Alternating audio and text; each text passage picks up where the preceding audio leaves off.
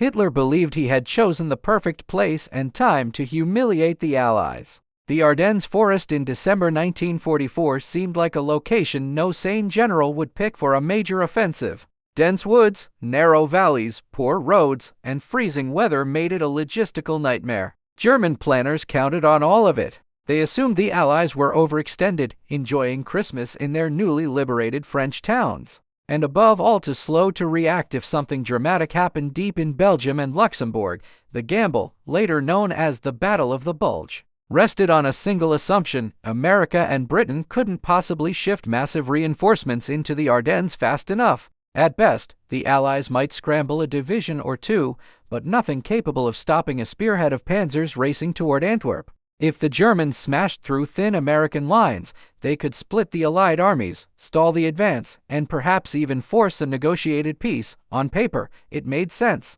Germany had surprised the French and British in the same terrain in May 1940. Hitler loved that parallel. He mocked the Americans as soft, materialistic, and reliant on endless supplies, convinced their morale would crumble without them. At first, it seemed his assumptions were correct. Thinly spread units, like the inexperienced US 106th Infantry Division, were shattered almost immediately. Entire regiments were surrounded and forced to surrender. German tanks rolled west, seemingly unstoppable, but Hitler had miscalculated. By late 1944, the US Army was no longer green. It had become a logistical machine unlike anything Europe had ever seen. The same Americans he mocked had stormed Normandy, liberated Paris, and crossed France at lightning speed. Their supply lines stretched from Normandy's ports back to Britain, allowing reinforcements to move faster than German intelligence predicted. The Germans assumed it would take weeks to reroute divisions into Belgium. They underestimated the Allies' ability to move entire formations by rail, truck, or even marching on foot.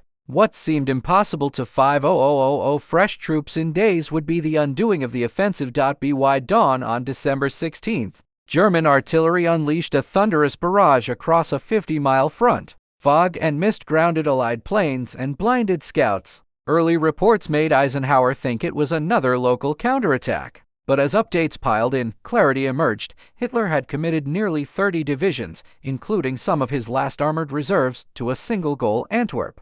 If successful, the Allies would be split. Eisenhower didn't panic. On December 17th, he summoned Generals Bradley, Patton, and Montgomery. Calmly, he declared, "The enemy has committed himself and will suffer the most terrible defeat." Within hours, staff officers were rerouting entire divisions. Units that thought they were weeks from the front packed up and headed into freezing night. This rapid redeployment shocked the Germans, who assumed the Allies would need days just to comprehend the situation. Railroads, truck convoys, and airborne transport turned into a single, unstoppable machine. Trains carried tanks, artillery, and thousands of soldiers. The Red Ball Express, famous for fueling Patton's dash across France, now moved men into Belgium. Roads were icy and narrow, yet convoys stretched for miles, escorted by military police to prevent gridlock. Within 72 hours, tens of thousands of troops had arrived. Within a week, over 200,000 were on their way. The airborne units played a critical role.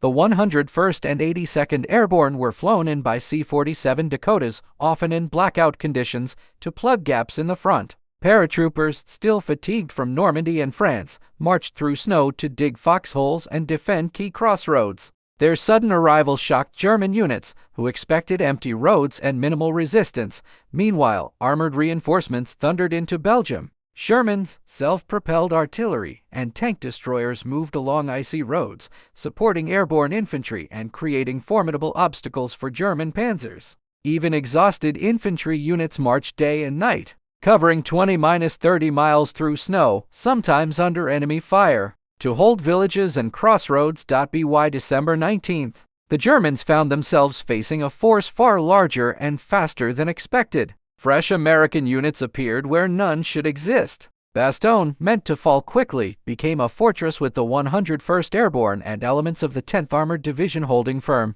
The famous reply to German surrender demands nuts symbolized the resilience and grit that defied Hitler's expectations. Every reinforcement, whether by rail, truck, air, or foot, bought crucial time. Eisenhower's rapid decisions transformed the shock of the German offensive into opportunity. Patton's Third Army pivoted 90 north to relieve Bastogne, smashing through snowbound villages and German roadblocks. By Christmas Eve, the dream of reaching Antwerp had died. The Bulge had been blunted. The Ardennes demonstrated a simple yet devastating truth: wars are won not only by fighting hardest but by moving fastest. The US Army shifted 250,000 men with their weapons, ammunition, and armor in mere days across snowbound Europe, a logistical masterpiece that stunned friend and foe alike. The Germans had imagined a sluggish, bureaucratic opponent. Instead, they faced a whirlwind of men, machines, and relentless organization. Hitler's last gamble failed, and America's speed, endurance,